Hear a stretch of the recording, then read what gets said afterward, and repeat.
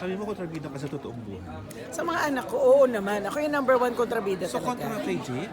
Ha? Kontra kay Jake? Basta kontrabida ako. Hindi naman.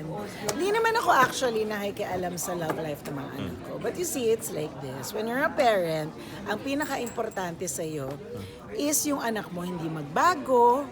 I mean, the person who she is with should be an inspiration, not a distraction. Of course. As long as maayos siya, magandang ginagawa niya, and she's able to concentrate with all the other things that she's doing, walang problema. At maayos ba siya with Jake? Siguro naman.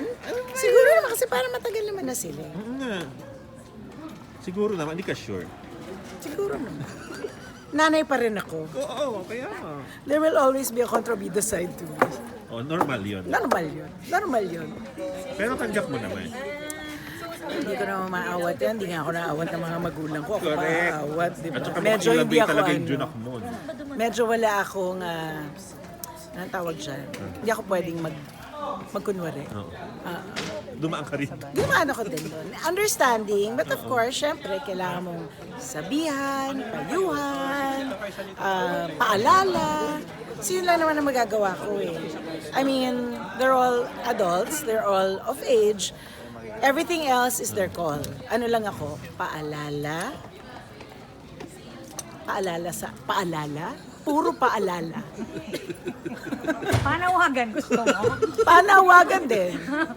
Pakialam kasi medyo mahirap. May eh. mensahe ka ba kay Jake? Ngayon talaga. Baka may gusto ka sabihin. Wala naman. Wala naman. Wala naman. Baka Ikaw- sila may mensahe Ikaw- sa akin.